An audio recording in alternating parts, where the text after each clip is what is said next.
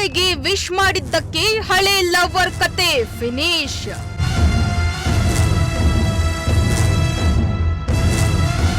ಯುವತಿಯ ಸಹೋದರ ಬಾವಿ ಪತಿಯಿಂದ ಭೀಕರ ಹತ್ಯೆ.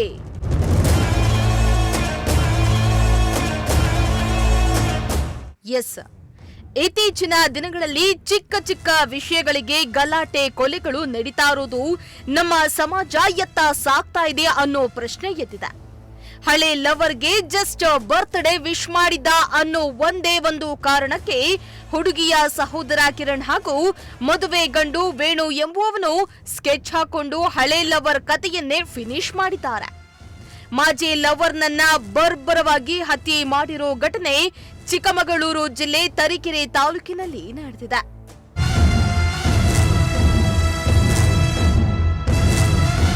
ಚಿಕ್ಕಮಗಳೂರು ಜಿಲ್ಲೆ ತರೀಕೆರೆ ತಾಲೂಕಿನ ಉಡೇವಾದ ಗ್ರಾಮದ ಮಂಜುನಾಥ್ ಎಂಬಾತ ಕಳೆದ ಕೆಲ ವರ್ಷಗಳಿಂದ ಯುವತಿಯೋರ್ವಳನ್ನ ಗಾಢವಾಗಿ ಪ್ರೀತಿ ಮಾಡ್ತಾ ಇದ್ದ. ಅದೆಷ್ಟರ ಮಟ್ಟಿಗೆ ಅಂದ್ರೆ ಆ ಹುಡುಗಿ ಅಂದ್ರೆ ಮಂಜುನಾಥ್ಗೆ ಪ್ರಾಣ. ಎಲ್ಲ ಸರಿ ಇದ್ದಿದ್ರೆ ಮನೆಯಲ್ಲಷ್ಟೇ ಒಪ್ಪಿಸಿ ಮದುವೆಯಾಗ್ತಾ ಇದ್ರೋ ಏನೋ.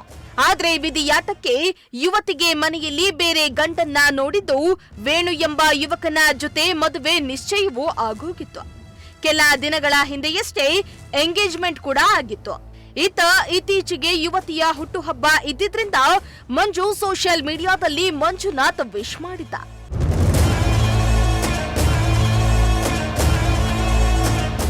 ಇನ್ನು ಮಂಜುನಾಥ್ ಯುವತಿಗೆ ಬರ್ತ್ಡೇ ವಿಶ್ ಮಾಡಿರೋದು ಬಾವಿ ಪತಿ ವೇಣುಗೆ ಗೊತ್ತಾಗಿದೆ. ಈ ವಿಚಾರಕ್ಕೆ ಮಂಜುನಾಥ್ ಹಾಗೂ ವೇಣು ಮಧ್ಯೆ ಕಿರಿಕ್ ಶುರುವಾಗಿದೆ. ಮಂಜುನಾಥ್ ಅತ್ತಿಗನಾಳಕ್ಕೆ ಕೆಲ್ಸಕ್ಕೆ ಹೋದಾಗ ಮಾರ್ಗ ಮಧ್ಯೆ ಗಲಾಟೆ ಶುರುವಾಗಿದ್ದು, ಮಾತಿಗೆ ಮಾತು ಬೆಳೆದು ಯುವತಿಯ ಭಾವಿ ಪತಿ ವೇಣು ಹಾಗೂ ಆತನ ಸ್ನೇಹಿತರು ಮಂಜುವಿಗೆ ಚಾಕುವಿನಿಂದ ಇರಿದಿದ್ದಾರೆ. ಇನ್ನು ಚಾಕು ಇರಿತದಿಂದ ಗಾಯಗೊಂಡ ಮಂಜುನಾಥ್ನನ್ನ ಕೂಡಲೇ ಶಿವಮೊಗ್ಗದ ಮೆಗನ್ ಆಸ್ಪತ್ರೆಗೆ ದಾಖಲಿಸಲಾಗಿತ್ತು. ಆದರೆ ಚಿಕಿತ್ಸೆ ಫಲಕಾರಿಯಾಗದೆ ಮಂಜುನಾಥ್ ಸಾವನ್ನಪ್ಪಿದ್ದಾನೆ. ಇನ್ನು ಯುವತಿಗೆ ಮಂಜುನಾಥ್ ಪದೇ ಪದೇ ಮೆಸೇಜ್ ಮಾಡಿ ಕಾಡ್ತಾ ಇದ್ದ ಎನ್ನಲಾಗ್ತಾ ಇದೆ. ನನಗೆ ಎಂಗೇಜ್ಮೆಂಟ್ ಆಗಿದೆ, ಮೆಸೇಜ್ ಮಾಡಬೇಡ ಅಂತ ಹೇಳಿದ್ರು ಕೂಡ ಸಾಲು ಸಾಲು ಮೆಸೇಜ್ ಮಾಡಿ ಕಾಡ್ತಾ ಇದ್ನಂತೆ. ಈ ಬಗ್ಗೆ ಯುವತಿಗೆ ಪದೇ ಪದೇ ಕಿರುಕುಳ ಹೆಚ್ಚಿದ್ರಿಂದ ಯುವತಿ ಮನೆಯವರಿಗೆ ತಿಳಿಸಿದ್ಲು. ಇದರಿಂದ ಬಾವಿ ಪತಿ ವೇಣು ಹಾಗೂ ಸ್ನೇಹಿತರು ಸೇರ್ಕೊಂಡು ಚಾಕುವಿನಿಂದ ಚುಚ್ಚಿ ಸಾಯಿಸಿದ್ದಾರೆ.